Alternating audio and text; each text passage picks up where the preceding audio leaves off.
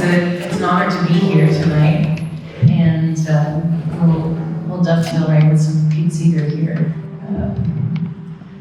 This next song, I had the privilege of getting to perform at the Carnegie Museum of Art when they had an exhibition called Working Thought, which I assume a handful of you made to see.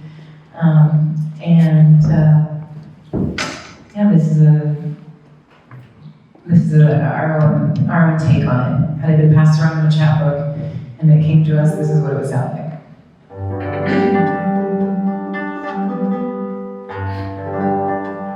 Whether it's really affecting.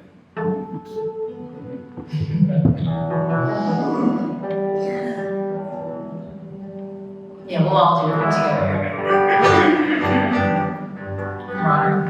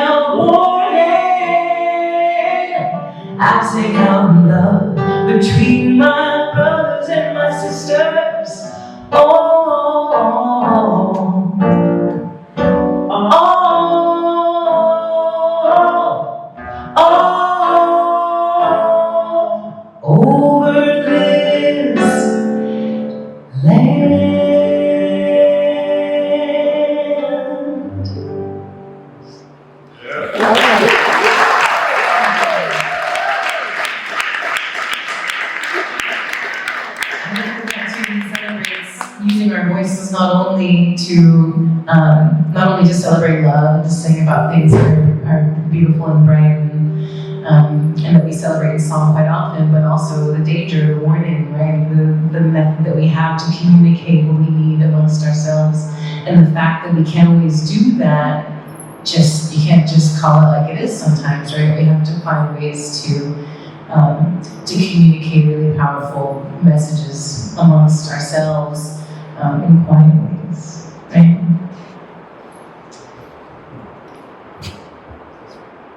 Yes. This next song is a tune by Tracy Chapman. I think the chat knows. And Tracy Chapman is kind of her most famous songs, like Fast Car, And like, give you just one reason, are these love ballads, but Tracy Chapman's whole catalog is full of these amazing protest tunes. And it's interesting right now, 35 years after Fast Car had its, had her big moment, that is having an even greater moment and at the tops of the country charts, and she's now become the first Black songwriter to win this Grammy department. But it just took it took a young white guy to get her there. But she's laughing all over the bank, and we're here for it. Yeah.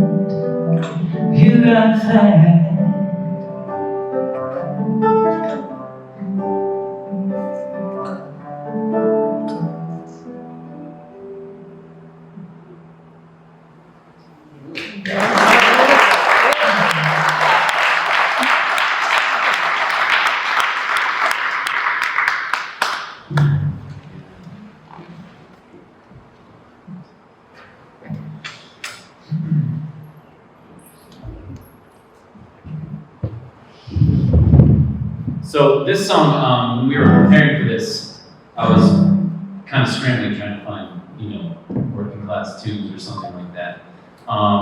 So I came across a Bruce Springsteen song called, do you all know? Can you guess what I'm gonna sing? It's Factory, a song called Factory. And it's just, kind of like gut-wrenching song about working class person. Mostly, I think it's his dad is who he's talking about. But then when we got together for rehearsal, Kelsey had an idea for another song. And what's the other song? This other tune is it's called Millwork, and it's a James Taylor song. And I actually came across this song through the musical. That Studs Terkel wrote the book too, and Studs Terkel traveled around the country and he gathered all of these great interviews and wrote a book that it seems that a lot of you are familiar with, and then grabbed various songs, wrote some of them original for the musical, but also used this wonderful James Taylor tune. And they dovetail together really, really quite nicely. So we're doing a little medley of these two here now. And for those of you who are fans of Studs, of Working and of Studs Terkel, there was a revival of this show recently at Lincoln Center, and that was led by Lin-Manuel Miranda, who you might know as the composer of Encanto and Hamilton, right, and Washington in the Heights. And so there's also this whole collection of news stories that was brought into the fold there. So if you weren't familiar, there's been an update, and there's new bits to check out in the working category. Shall we do it? Let's do it. Yeah.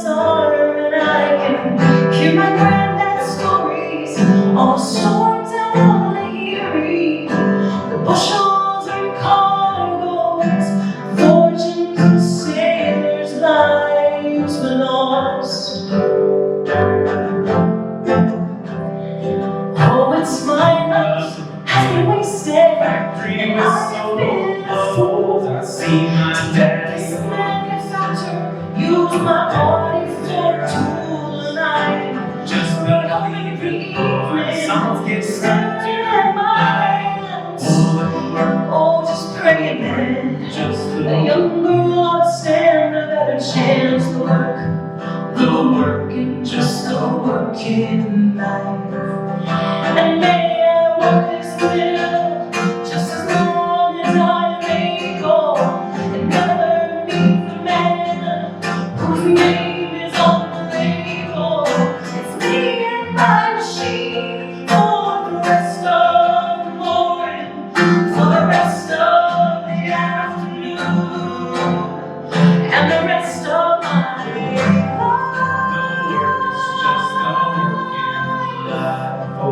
the work and just the work in life.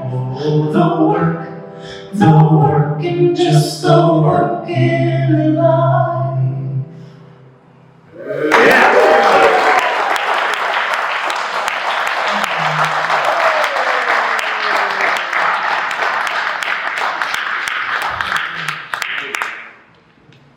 So when I was thinking, about songs to sing that are, connected to working class people. I always played this song with a bluegrass group called "Dark as a Dungeon." So this song is a coal miner song. So my guitar does not. I'll say while you're tuning that when I was in the middle of doing ancestry, hunting and looking online, my genealogy, I didn't think I had any mill work personal relations. I don't think I came from those people.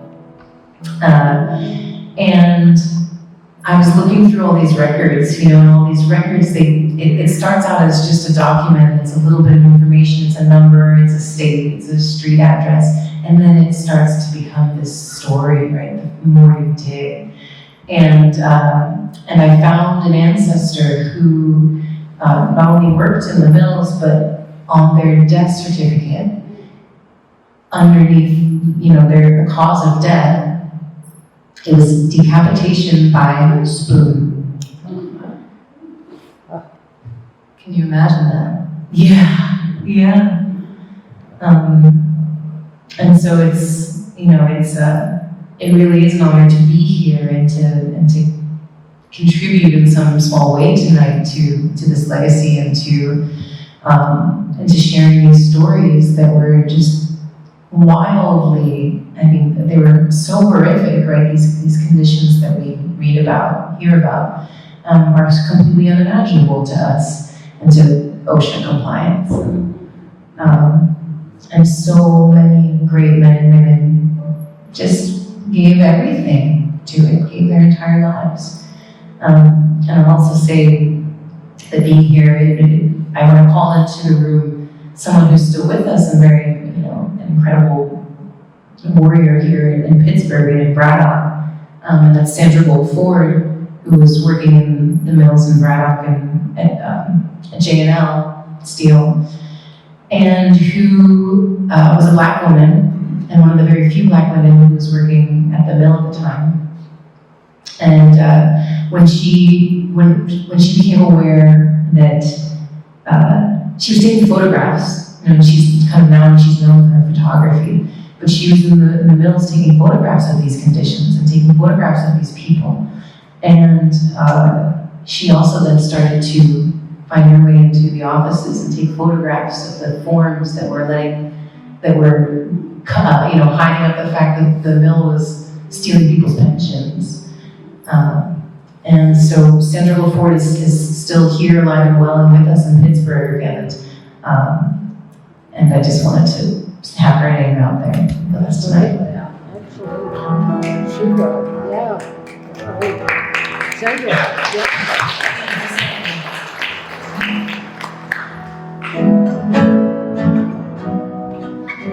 Oh, I'm sorry about. I have to tune.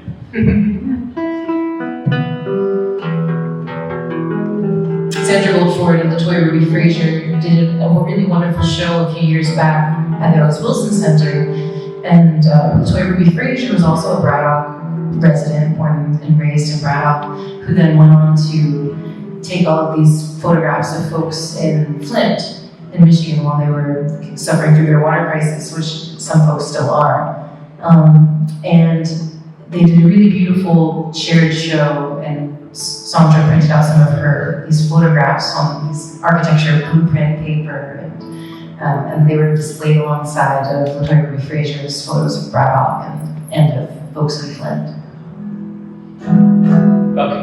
All right. Thanks. Yes.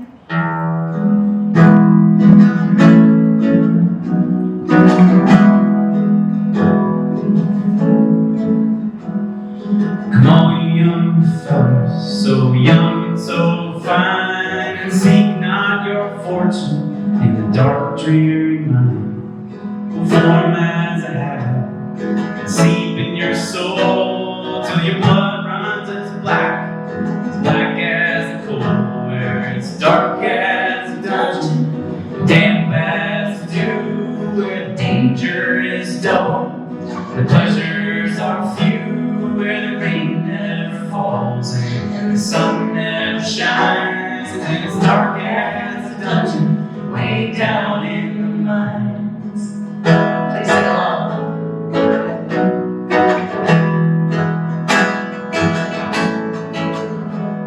What's many a man I have seen in my day, who lived just to labor his whole life away, like a fiend with his dope or a drunkard his wine. It must have lust for the lure of the mine. It's dark as a dungeon, damp as the dew, where the danger is double, the pleasures are few, where the rain never falls and the sun never shines. It's dark as a dungeon, way down in the mines.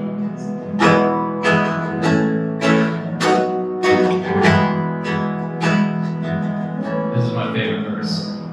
So I hope when I'm gone and the ages do roll, my body will blacken and turn into coal. I'll look on down from my heavenly home and pity the miner who digs through my bones. And it's dark as a dungeon, damp as a dew, where the danger is double, the pleasures are few, where the rain never falls and the sun never shines. And it's dark as a dungeon, way down in the mines, where it's dark as a dungeon, damp as a dew, where the danger is double, the pleasures are few, where the rain never falls and the sun never shines. It's dark as a dungeon, way down in the mines.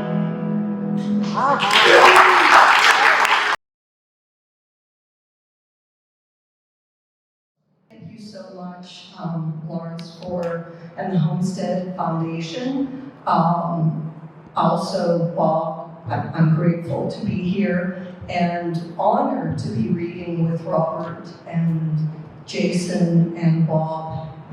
Very, very honored. And I'll tell you what, I am so inspired. If I wasn't jazzed about this reading, I certainly am now after hearing you two sing. Very emotional.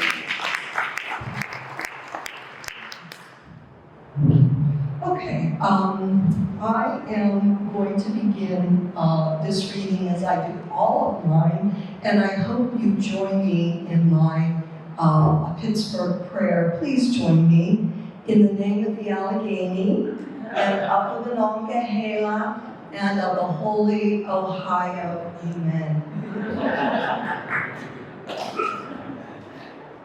I'm going to read the title poem to Vertical Bridges.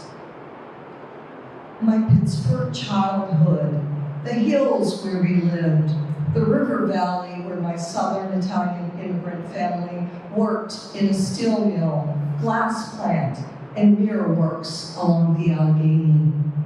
The river where my friends and I jumped in by swinging on a rope that hung from a tree along the bank. The river where my dad and his siblings were thrown in to learn how to swim or sink. River that floods. Where my great uncle, as a boy, went fishing on high waters one Easter and drowned trying to save his friend. River polluted, bridges to cross. Then came a day I looked up to the hills and saw what's between. Steps. Pittsburgh is a triangle, a confluence of rivers, but my geometric view of the city began to take a different shape. The perpendicular, where horizontal meets vertical. City steps and steps in the city. People climbing them, sitting on them, shoveling and painting them. Steps to admire for their architectural beauty. Steps my grandfather, a stonemason from Sicily, built. Steps my Calabrian grandfather climbed to and from the steel mill. The more I saw, the more I realized what I had overlooked since childhood, what had come to draw my attention, and why. Steps are vertical bridges, and I want to cross them as connections in the landscape, connections we make with each other, that middle ground where we meet. Okay.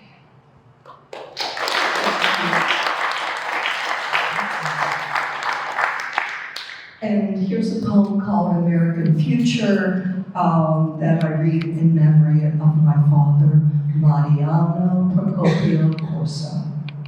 And this was translated into Italian. I might read a line or two in Italian. Snapshot of my father as a young man, standing at the top of hillside steps, wearing a double-breasted suit and tie, pants creased, shoes polished, his back to the steel mill in the valley behind him, his back to the jackhammer he used to drill on the labor gang. It's 70 pounds to his 145. The crane he operated in a sweaty cabin above a coal-fired furnace. His back to chain-smoking stacks, to chain-smoking beer gardens, to the jackass work he skipped one day. And when his father found out, he belted him before he told his son, Mario, è meglio che tu impari a usare la testa e non le mani. Mario, you better learn to use your head and not your hands. As he wore white collar's best, striking a pose for the camera, feet anchored on higher ground, my father set his sights ahead.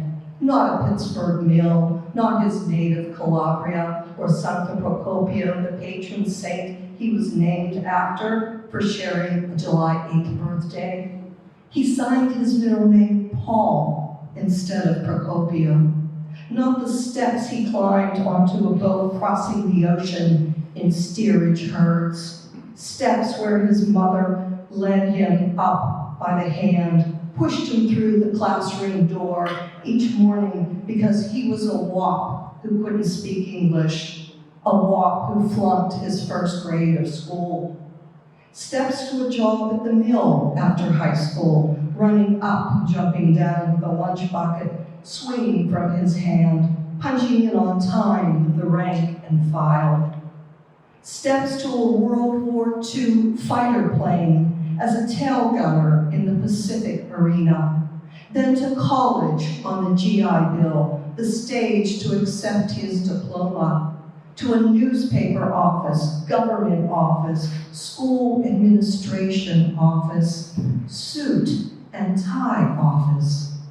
What was my Italian father thinking as he faced his American future, double-breasted for the camera? What he didn't know, couldn't know. He turned his back on an immigrant past, but his cancer faced front. Centrato il petto morto, centrati I polmoni morto. Dead center front, dead center lungs.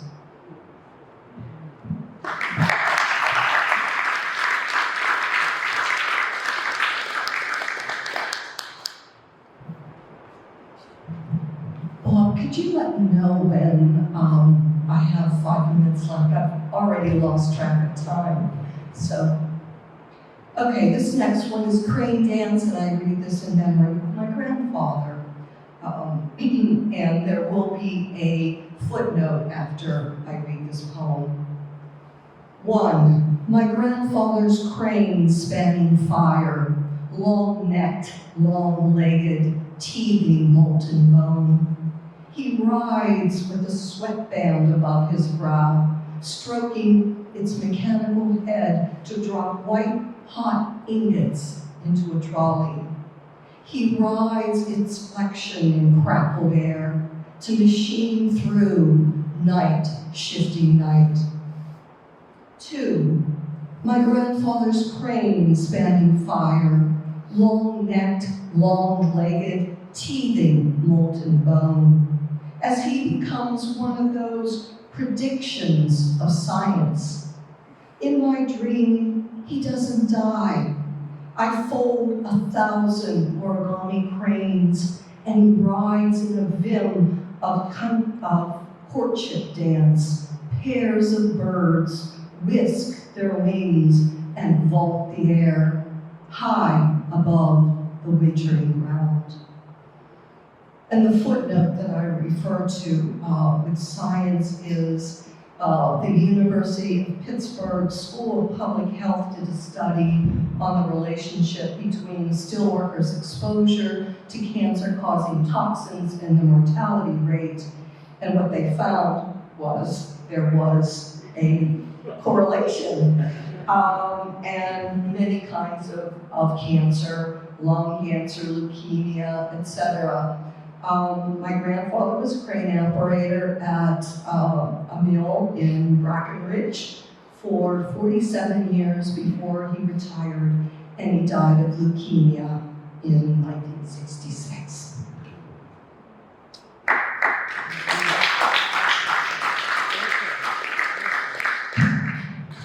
Okay, here's a little follow-up to my grandfather and what his sons did for him.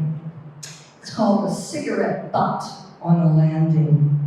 Pick it up, toss it in the trash, pretty up city stairs for an annual trek. Years ago, the same camel would have been flipped by a mill hunk, taking the last drag as he climbed down to the factory gate.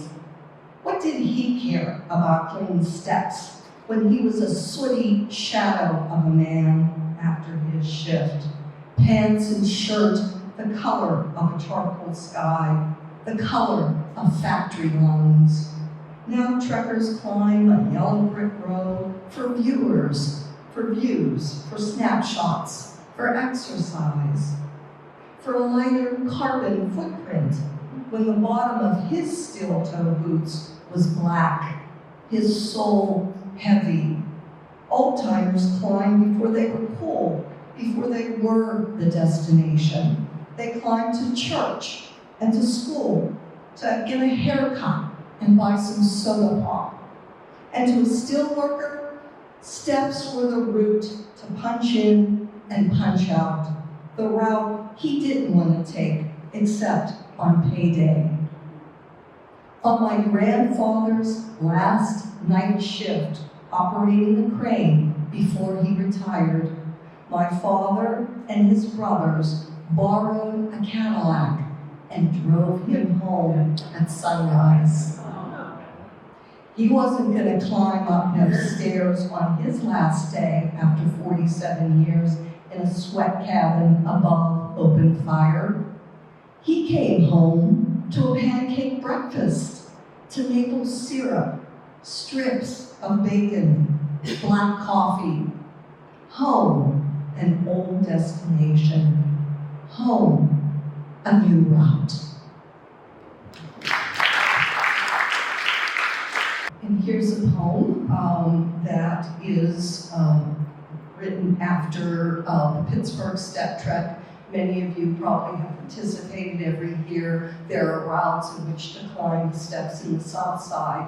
And here's a poem that this is in memory of my Sicilian grandfather, Antonio Calderone. As we climb these steps, look out in our city, ribbons of river, bridges arching their golden spines, duet of valley and hill. As we look out to buildings huddled together, a fountain pluming in the mist, an incline zippering up its track. Remember the immigrant who came here, his chisel and his mallet to build these stairs with concrete fists. Remember him on a steep hill, standing on an edge, the width of his feet, the width of misstep and fall. Standing with his pick, picking away at a glacier of rock, dirt up his nose, dust in his eyes, grit between his teeth. And down his neck, a foreman who brushes his top coat, adjusts his bowler hat, glances at his pocket watch to time lunch. Each step we take, a step in the past, our ancestors, their uncertain futures, we on steady ground. Each step, a step in the future, new immigrants on the way up. And for every step we take, they take 3. 1 forward, 1 backward, 1 waiting.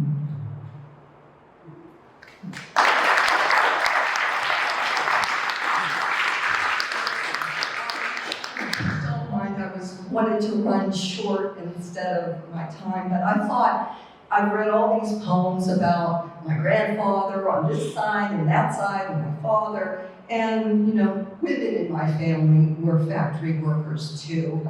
And this book has steelworker poems, and it also has poems about the Triangle Shirtwaist Factory fire.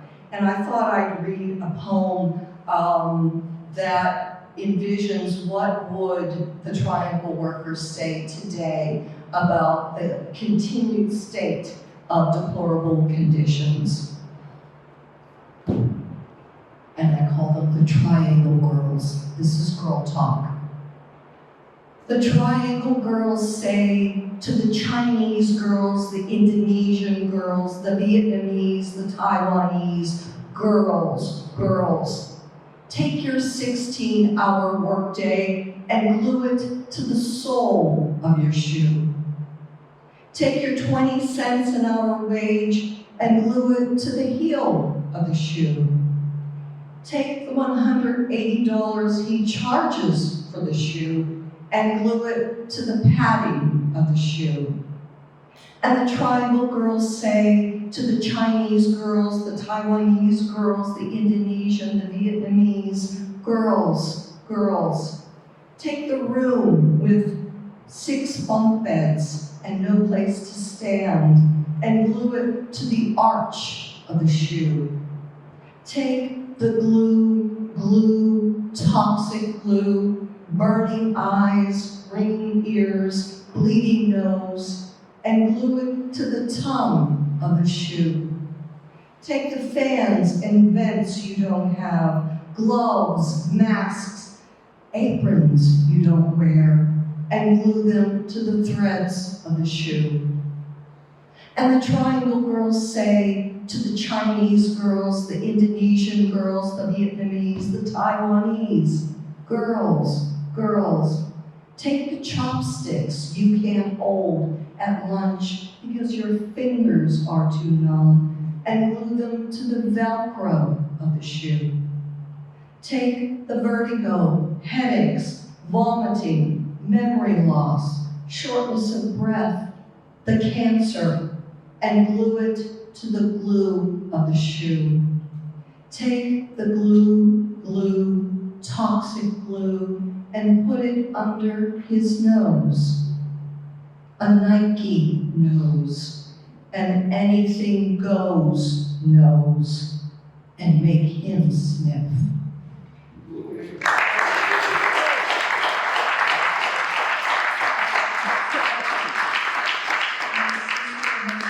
In factories, recently, and these conditions conditions continue. And she tried to get some reform with the vents and the fans and all of that, and they would have none of it. There was no union there. So I'm going to introduce now Bob Walicki, who will be next. Thank you so much. I want to thank you all for coming out tonight and braving this storm. Really appreciate it. Kelsey, Danny, wonderful. Thank you, Lawrence, for having us. So, in addition to being a poet, I've also worked most of my adult life in the construction fields and worked as a plumber most recently. So, I'm going to lead off with a couple of those poems and speak to those experiences. This is called Real Men. Real men say it loud in a huff, shoot off their mouths and heavy guns, drag bloody deer, leave their hearts on the ground. Real men roll their sleeves up, a handful of chips, edge of a mouth dripping with sauce, give you shit. Real men screw toolboxes down floors, put lock rocks in your hubcaps, lock you in porta-johns, tip them over. Real men call you sissy and bitch, quick as a fist bump, a punch in the gut and break. Say, I thought you'd done this before. Water break, gas leak, jackhammer between your balls in some grandma's basement. Say this breaking is necessary, flaking concrete, ears and shoulder burning. So when the ground opens, grab a shovel. Get down on your knees. Keep moving as if this is your religion, your hands, the cuts and blood. The men standing above you in hard hats, laughing. Every man you've ever met resembles the father you couldn't know. The father heavy as the shadows that fall over you, 6 feet of leaning earth, this ditch line, crumbling into the shape of a body, your body, learning.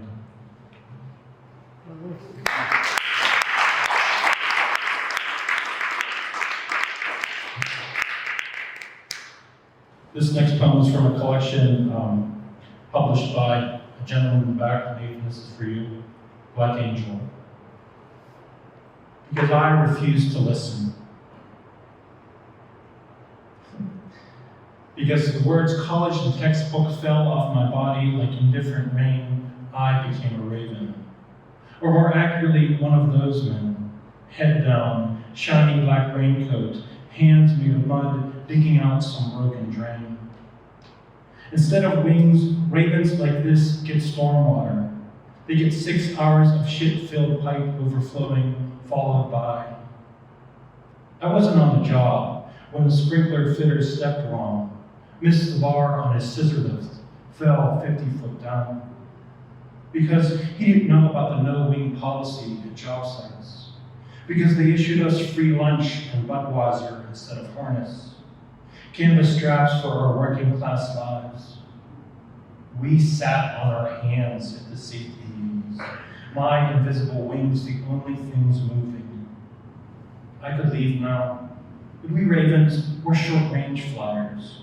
We can spot a quarter on a sidewalk as if it were a drop of blood 50 foot up. Because we need the dead as much as the ground does, to fill our hunger, paychecks folded into our dirty hands every Monday like a drug, so we wouldn't spend everything, so we would always come back.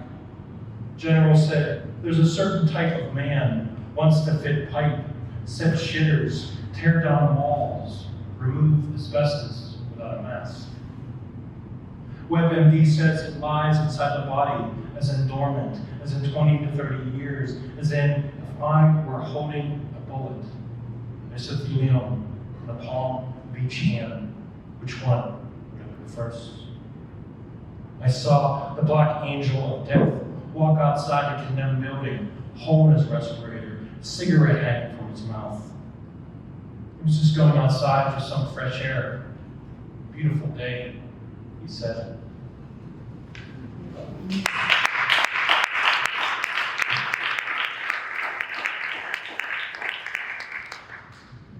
one more of these work poems, and then I'm going to move on to some other things.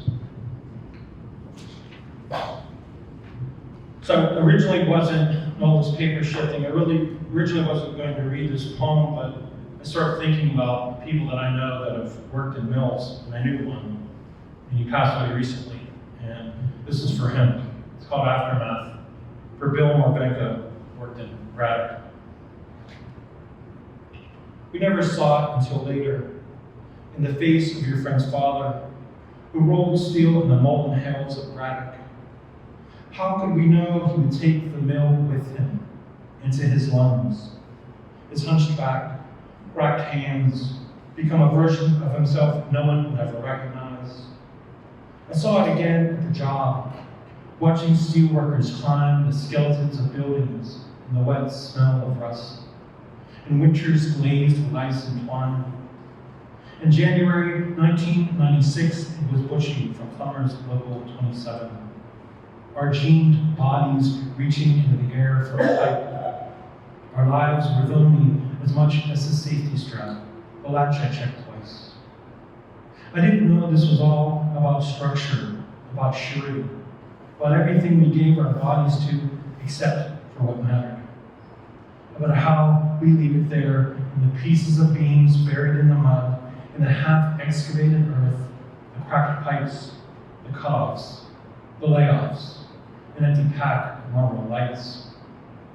A year later, it was my father's face, blessed by the basement lights from the cigarettes he hid, blowing away the years he spent selling furniture for that soulless apartment store. How many ways can you name the broken? You never took a moment to tell him how you felt about him. That someday you would carry that same weight, unspoken. Would you see it in your dead lunch pail, your dirty work pants, and you take it to bed with you, and you wear it the next day and the next, and you won't speak of it until now, and even then.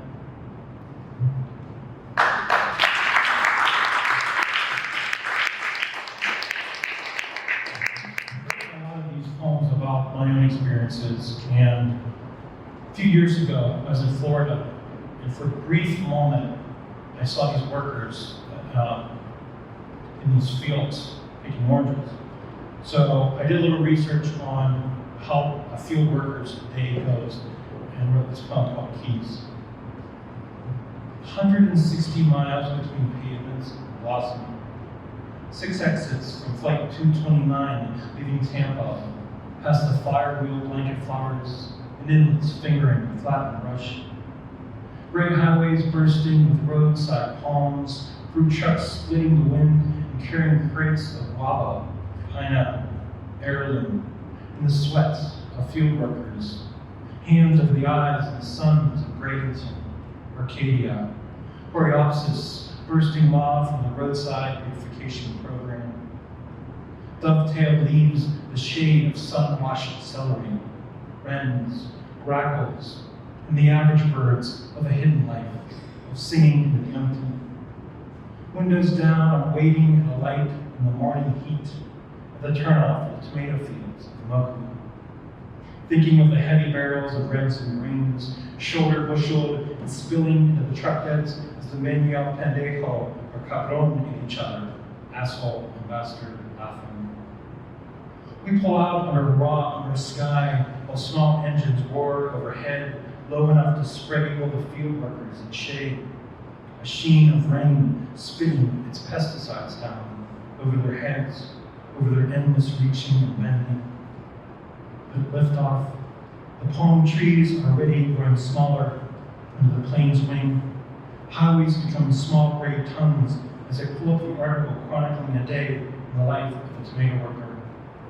4:30 a.m., prepare lunch in their trailer. 5, walk to the pickup lot to wait for work. 6 a.m., take converted school bus ride to the fields and wait for the dew to lift. Don't touch anything. Remember, you haven't been paid yet for any of this. 9, start picking. Each bushel is 32 pounds, 50 cents worth of wages or more, depending on the speed of your picking. 12 p.m. Eat fast with your hands soaked in pesticide. Return to that smoldering sun, burning the rest of your minimum wage day down, 5 to 8. Wait in the pull-off for the lights, for the school bus to arrive. Take the nameless road there and drive. Stir gravel dust into the air like a prayer. 9. Get out in the dark. Walk the rest of the way home.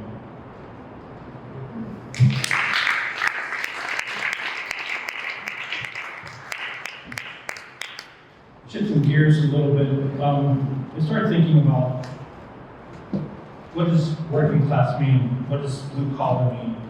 And for me, it means so much more than work. It goes into our lives, and the people we love and what we do. So these next few poems reflect that mindset. The title of this next poem is called Pascha, and Pascha comes from the Greek word meaning Easter. And it's also a recipe for the perfect deviled egg. Almost Easter, which means it's time to wake. For slow 6 a.m. hands cracked like eggs. I mean the ones we hard-boiled last night, peeling shells from their swollen inner bodies. I feel like I'm moving too careful, as if I'm handling a new baby, careful not to injure its skin. I love to hold those clammy clothes and slice them in the perfect halves, pour out the cold yolks like little frozen suns from them. We work together, quiet, like twin surgeons, living only for a higher purpose, for the rising sun of life. It feels too late for everything, for these birds, for the pains in both of our bodies attacking us like little hidden armies whispering, "Take it easy. We've had a hard week." We don't think we killed anything that could have had wings. Besides, there's more to be upset over in this broken world, in our unfixable bodies. Come here, I want to say. Taste this. Here's a spoonful of mayo, a knife's length of mustard. Enough eggs whipped into the shade of spitting suns. You dress those eggs. I'll squeeze out perfect portions. Somewhere in the bend of your elbow where our pear tree's wind-ripped branches say, you survived. Tell me about your hunger, and I'll fill it. Fresh scallions, meadow green, ham honeyed sweet and thick with salt. I'll render the fats, turn the heat up, set the boil rolling, leave it simmering for hours.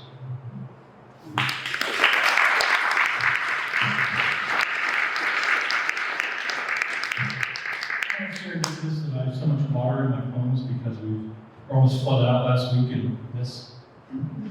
So, empty. Our storm-wrecked pear is blossoming. Even after last week's thunderstorm toward a new one. Though not so much the pollen. The one we drained down until it was nothing but man-made mud and glued down stone. Nooks tucked in with spray foam. The mottled glum colors of last season's leaves. Coal black, salamander green, sunset yellow. We bail out the brown water, steady and intent, as if we were mining for gold. I handing you the bucket, you dumping it unceremoniously in the bright grass.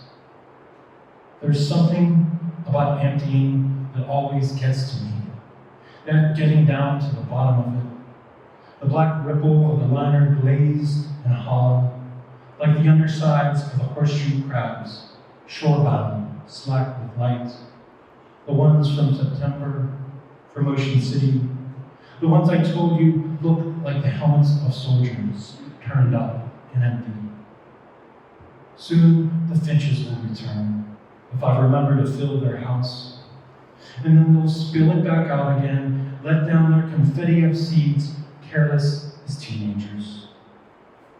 Maybe then there's something we don't about plenty and fulfillment. There's something I'm not getting here. Some message stuffed in the gutters, along with every wet dead leaf and tree branch, every empty chip bag and pill bottle by the dollar store I trip over. Why do I mourn for something I haven't lost? Somewhere in me, the tree holds the answer.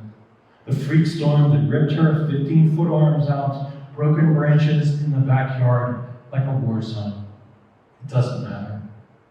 In 2 years, its jagged wound will grow over, the hollowing filled as if it never was. Grief. Grief can overtake you, but grief isn't you. Let's stand here for a while in the kitchen and watch it. Let the lattes warm our hands and stare upon from this side of the window, still empty, but with you. Forget the hose. Don't fill it up. You say, come closer to me, just leave it like that for a while. We'll wait for the rain.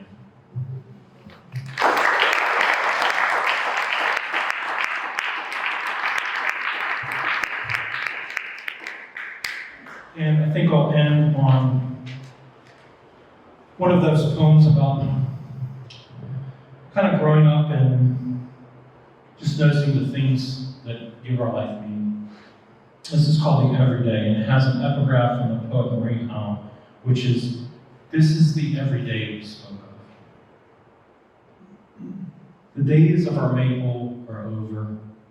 The backyard a brush fire of golden stars.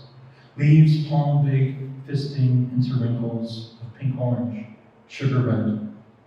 Veined and lined like my grandmother's hands, roadmaps to a life of labor. Of afternoon fingers greased with blood as she reached inside a burn to rip out innards in gut string, a rock-sized frozen heart.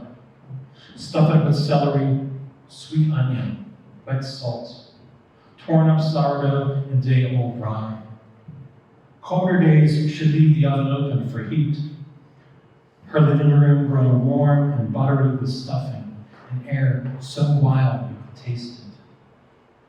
Somewhere near Butler Street in a goat hill, her house had stopped burning. No one knew how it started, though everything now was hill and aftermath. Broken beer bottles and needles. An afterthought of grass rehabbing the weeds and shrapnel of her back patio and gravel, spilling down into a river the color of distance and slow memory. Of 30 years and so many burning sunsets in 1983 that swallowed us whole and kept us alive. When the streets were littered only with working class kids like us, trading hits from the one blunt that saved us, lifting us above the A&P, above the rooftops of our row house lives, above the crows drifting and banking, heading somewhere towards Allegheny Cemetery. Say it's November. Say it's been a life you've always wanted, one you hold on to with such reckless desperation that the sounds of kids on bikes passing your bedroom window are enough to break you into bursting. You are alive. And no one you know is dying. And daylight will break like a fever again and again. Like yesterday, with the tomatoes softening in your window. Over top your backyard maple, late with leaves. Even waiting in line at the drive-through pharmacy. Or on your way home when the 6 p.m. sun was so bright you needed sunglasses. Don't say it. Just remember, you are here for this. Thank you.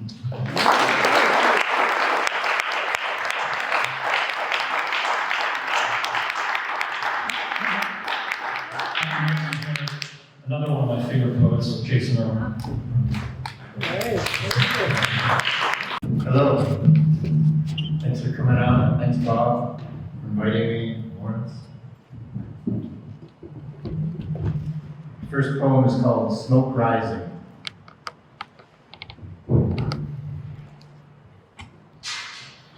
To see it as my grandfather saw it when he was a man my age meant hope, food on the table, a shield against those horrors no one would speak of, afflictions passed down locked away in attics and basements, money owed, alcoholism, infidelity, insanity, or a crippled child. Back then, to see dark clouds of smoke rising above the housetops meant that God, in his wisdom and mercy, was still on our side. To see smoke rising meant that the factories, those benevolent monstrosities that dictate time and identity, were open. That iron ore was being transformed into steel. And so our dreams, far flung as our faith, had not yet turned to rust.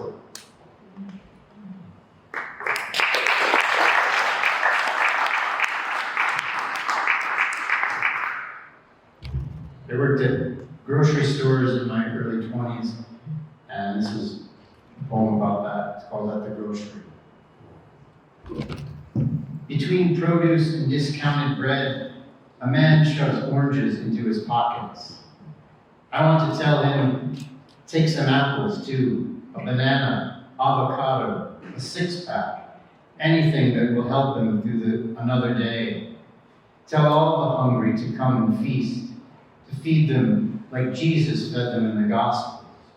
Instead, I walked to the deli, past Betsy, up to her elbows in potato salad, famous for her Christmas party striptease. In the break room, Tommy sits, mop at his side, legs crossed, boot atop steel-toed boot, going bald, alcoholic, thumbing through a newspaper he can't read. What's up, he asks, as I sit down, eye the clock, 4:15, 15 minutes before I punch out and he punches in. Not much, I reply, and notice a pallet of canned foods waiting to be stocked and think how I've worked at this job for 1 year and 6 months, too long, and think how my father and grandfather worked, of all the dreams they must have swallowed to put food on the table, pay the mortgage, and no, I'm not that faithful or strong.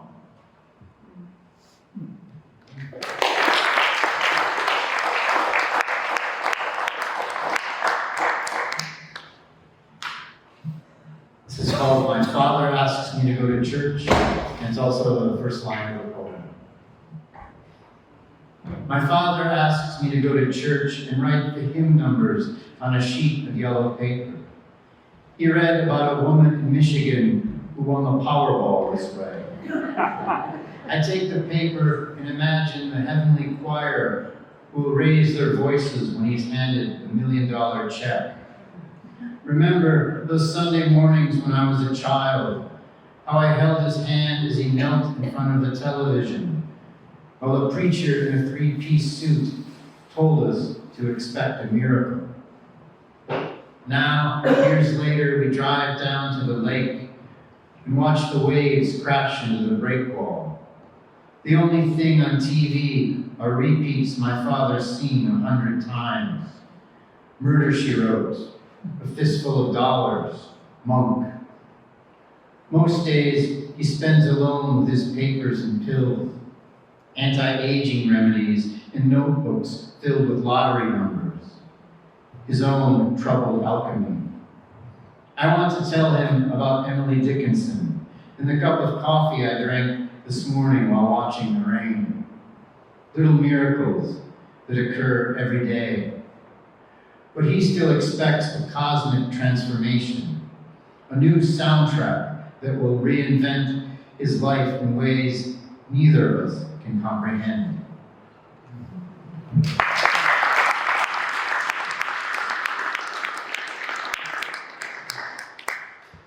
This poem goes out to my buddy Scott Silsby. It's called Codgers.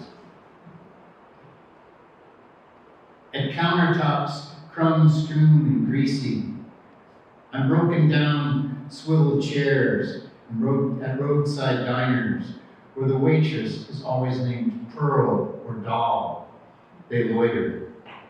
coffee growing cold in their almost clean mugs, runny eggs, and burnt sausages lying on their plates. Pencils stand at attention in their breast pockets. Tape measures or knives cling to their belts. Always together, always alone. They sit and watch the day run its course, grumbling, cursing, commiserating, bellowing their eternal complaint on the life that could have been, how time is killing them. Do they know their faces are still growing? That the crows in the tree are mindful of their comings and goings, the hats they wear? That only dirt endures? The one on the far right has a boxer's nose and hair like steel wire.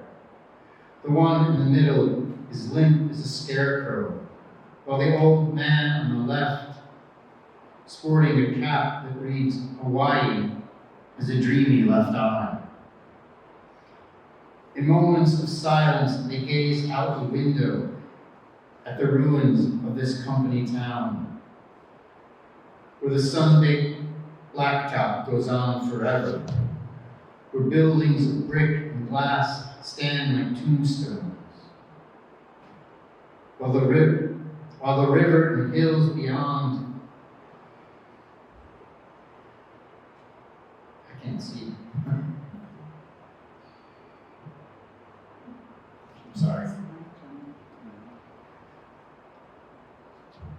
While the rivers and hills behind hint at a promise they've long since believing in. Forgive us our anger, they say, that swells and rises like the sea. It is only fear and weariness in disguise.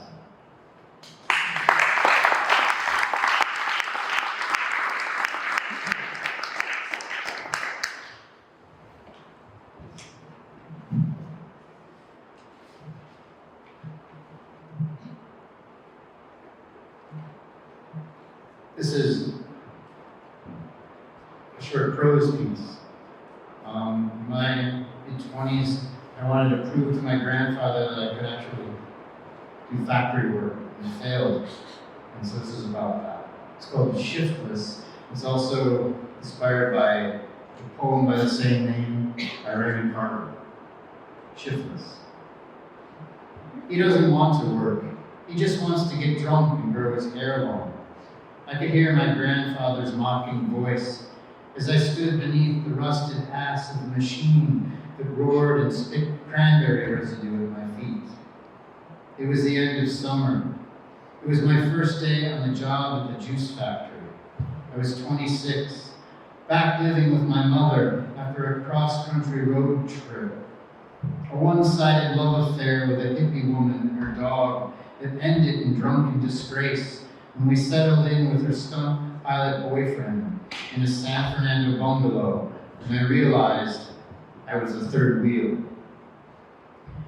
3 hours into the shift, with blisters blooming on my hands like stigmata, a man with a toothpick between his lips and an Ewok's beard tapped me on the back and motioned with a greasy thumb.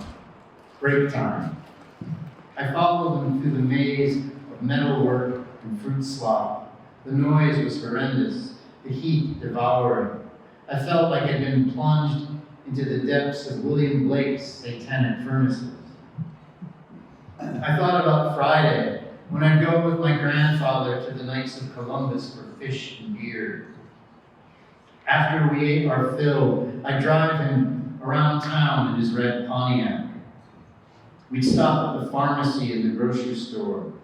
All the while, he'd point out the empty lots that used to be something. A barber shop, the church where he and my Nana were married, and the steel mill where he worked for 40 years. Outside the factory, a soggy breeze hung in the air like bad breath. The sun had slid west, hanging just above the smokestacks of Niagara Mohawk. I stood in the parking lot watching two men in blue jumpsuits smoke cigarettes. One of them gesticulating as he spoke something I could not understand. When the break was over, I decided not to go back. Screw this, I said, and walked across the parking lot, kicking bits of gravel in my path. At the corner of Central and Second, I turned left, meandered along the lakefront, seagulls screaming overhead. In the distance, a boat silhouette rose above the horizon line. He doesn't want to work, my grandfather's voice taunted. And maybe he was right. Maybe all I wanted to do was study the clouds or the cracks in the sidewalk, to drink cheap beer and read Camus, and dream of all the places I'd yet to travel to.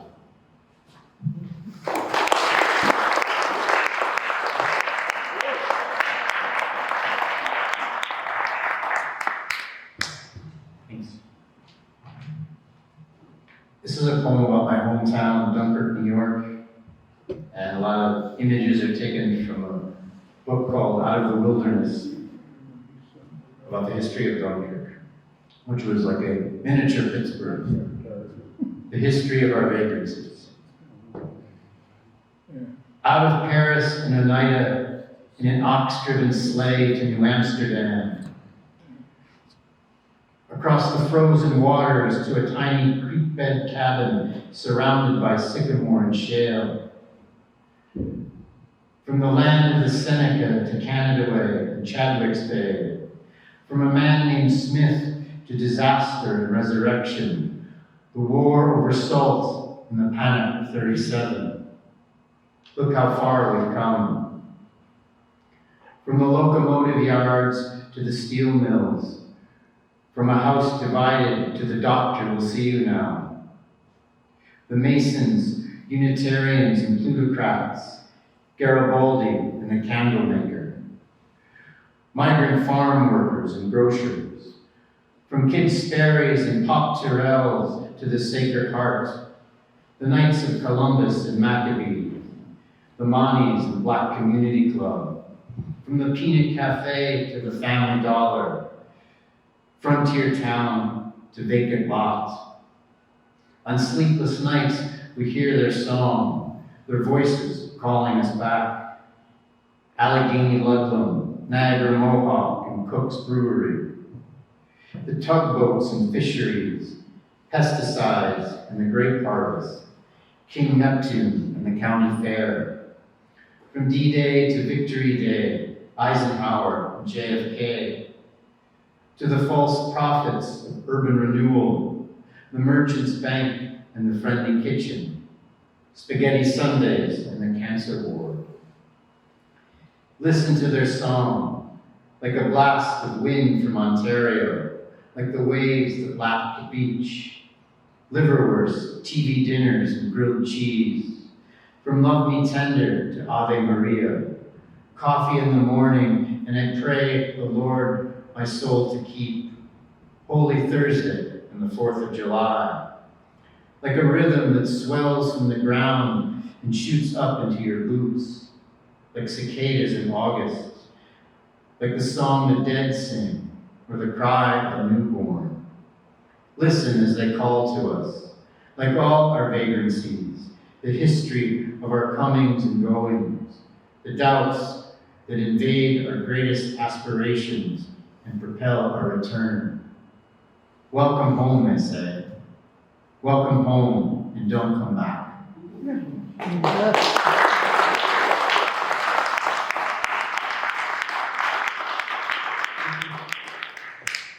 This is called Visiting Day. It's from my best friend growing up, Joe Ranka. Today is his 53rd birthday. Happy birthday, Joe. Visiting Day. In the back of the sunlit room, a CO stands with a Polaroid, taking pictures of inmates and their loved ones as they pose in front of a pull-down screen with scenes of Paris or some tropical paradise. Anywhere but here, the visiting room, upstate, medium security, 2 days after Christmas. It's crowded, full of laughter and celebration. People playing Scrabble, buying sandwiches, soda pop, and candy bars from vending machines. A woman in a tight yellow top struts across the room, lips red as blood. A man alone at a table near the window sits with head in hands.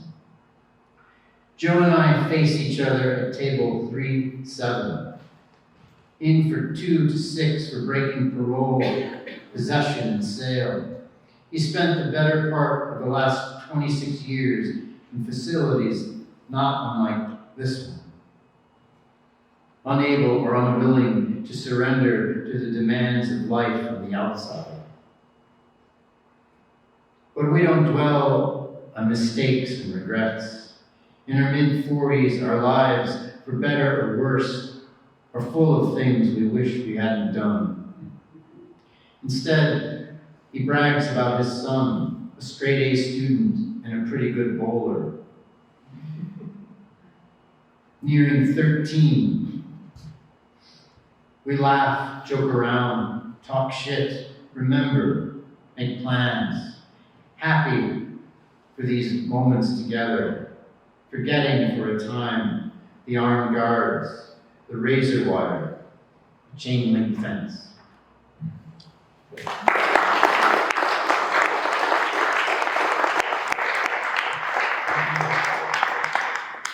My last poem was called The House Sparrow.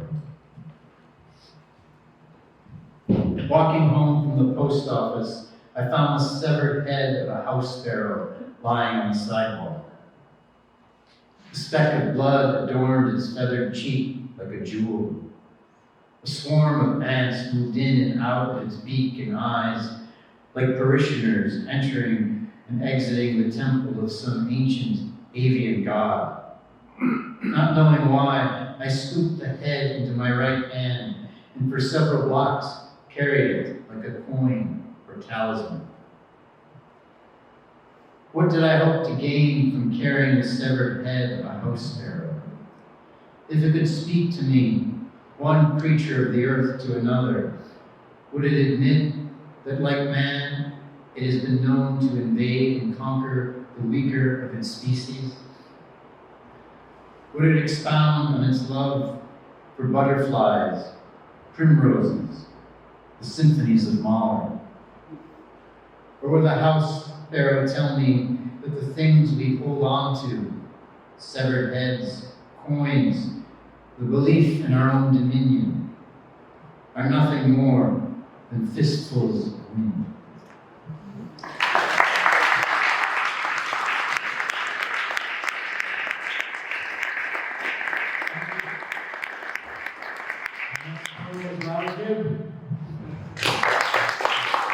When I got hired, I thought they made a mistake when I got home because I looked at the work slip and it said I started on Sunday night at midnight.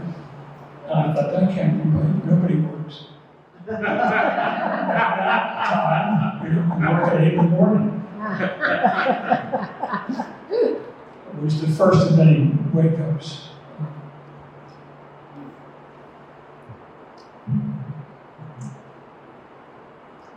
Still astonished to be starting work at 12 o'clock at night. I passed through the dark streets by the river that first Sunday in another life, carrying my lunchbox and steel-toed shoes toward those enormous ovens I've been laboring beneath till morning. Left alone below the mill floor, I shoveled shale into the waters rushing beyond me like an open main, and could hear above me the sheer and clamor of bells, crane whistles, ingots thundering along their beds to be rolled through a series of presses. I learned that day how time ran in the gears and drive trains of machinery, how time burned inside furnaces, the great fires of creation, and spread out evenly in sheets of steel. That night, for the first time, I counted the hours coming on, one by one, and passed through them without sleep. Finally, that morning, I watched the sun bloom in the sky, filled with mill smoke and sparrows rising from their bags of dust. The blue fuse of ozone from the wires above the trolleys. I learned how each new day was a promise light made to dust before breaking, which the river took with it and emptied downstream. How the streets were a promise and a surge of current through the line, the song of the blood, the humming wires would take up again with each new morning, just as though it were the first.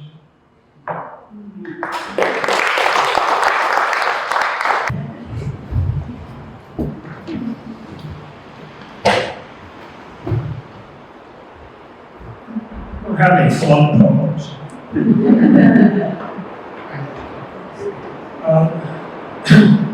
This is a first poem from a longer sequence called Magnetic North, and it kind of picks up the night imagery.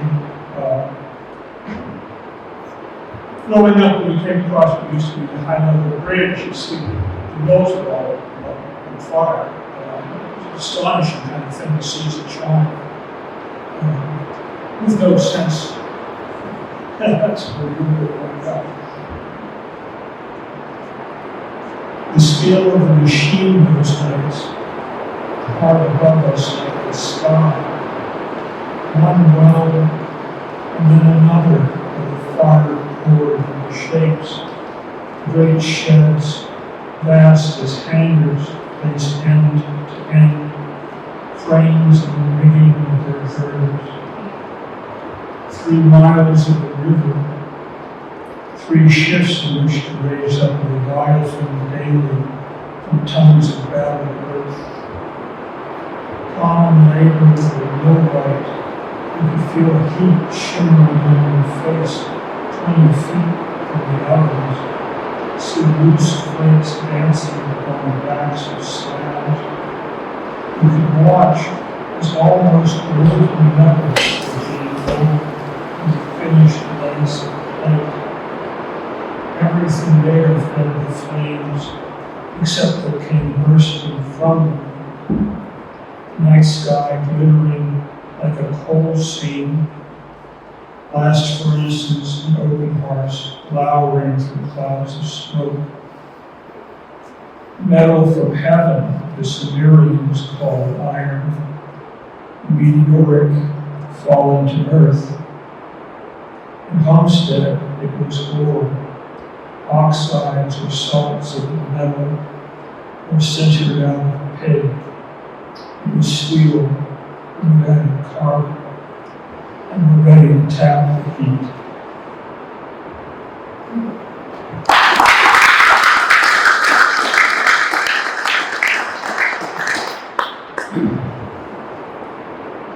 Is another night?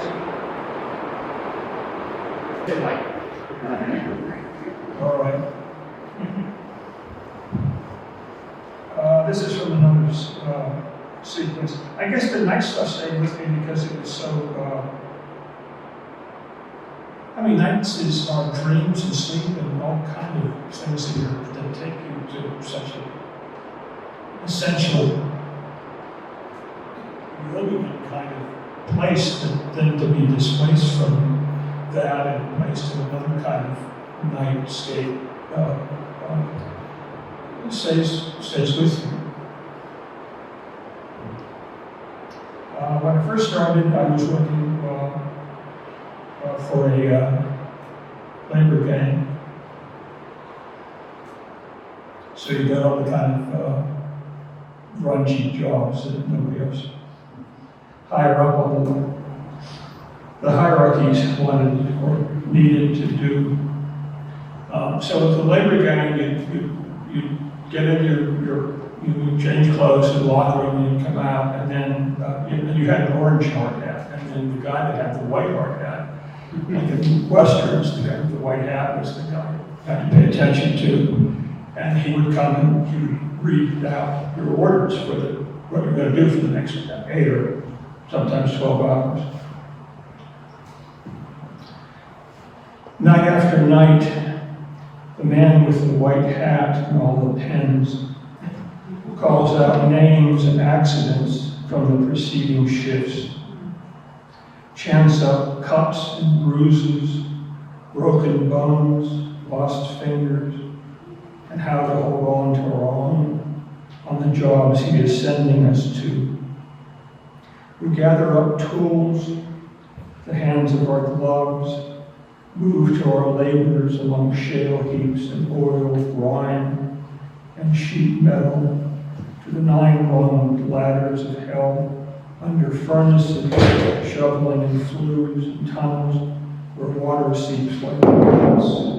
Lathes drop their spinnings, ovens and coal bins in the great house of night, the bellies of machines which never sleep, but sing through their gears like the heavens. Tonight, as usual, evenings flared like a slag heap down the rim of the sky. Mills cast their sunsets on the waters, and we are entering the oven, tearing a wall of fire bricks out of number 4's 120-degree depths. As long as we can bear it, we hurl crowbars at a wall blank as the face of a whale, rush back out for salt and water to put out our feet, and sit clothed by something other than flames. Cooled off, we re-enter that kingdom of heat, where the soles of our shoes start to smolder, shirts flower with holes like small dark stars. Until finally, we are walking on fire, as if born to it, burning by our own bodies, the candles of the spine. Even outside, we can smell it, sitting exhausted and smoking in the last blue of heaven, the color of steel.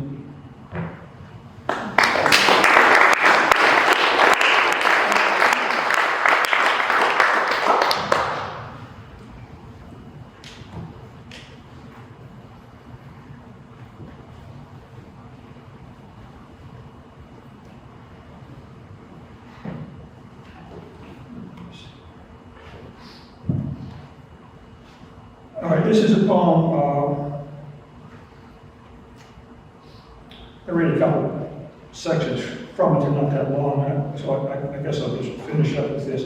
This is a poem called The Employments of Time in Homestead, and it was written after I came back, after being out of Pittsburgh, Homestead for a number of years. I got back just in time to see everything being torn down. Lucky me. So the mills are being torn, the last of it. In fact, I was driving across what used to be the high-level bridge one morning when the wrecking ball slammed into the last couple of buildings that were right against the bridge. So, it was the end of that. Kyoto's was still, they're lost. Kyoto's was still there. Which is where I'll pick up this sequence. And in Kyoto's, there's a lot of steelworkers, some retired and some just displaced. Because Fridays still mark the end of the week, whether there's work or not, I head across the river to Kyoto's and listen to lives whose dreams for the future fall to next year's teams. They waited here for years for the mills to catch fire again, stacks massed like burning pillars, for the sooty angels to ascend again into the furnaces of heaven. Waited for the billowings of smoke from which a still voice told them the dust had turned pollen. The iron been converted to steel. There, where slag heaps spilled their sunsets from the lit rim of the world. Today, for my birthday, my son gives me the 8 stapled pages of the book he's made, in which the boy plays baseball and the father falls down, sweaty and tired, at the end of the day of work. Shall I tell him about the laid-off hosts I've sat with, who would gladly collapse onto their bar stools, rinsing the grit of metal from their throats at the end of an 8-hour shift? Or that I found the only friend I grew up with who is still in town, and how laboring from Mesta until it closed, he spent the next 10 years replacing windshields, too bitter to have sons of his own. In a world where work is sacramental, shall I tell him how, on those immense nights before inspection, I swept the mill floor clean with powdered cement, 8 hours at union scale, sewing that pale, floury chaff until the floor shone softly as a granary's, or the milky surface of a milk pond in which the moon was down. And how I paused, leaning on my broom as if it were a pole, and what loomed above me wasn't simply furnaces, but the actual machinery of heaven, and whose glory we were all employed. Thank you.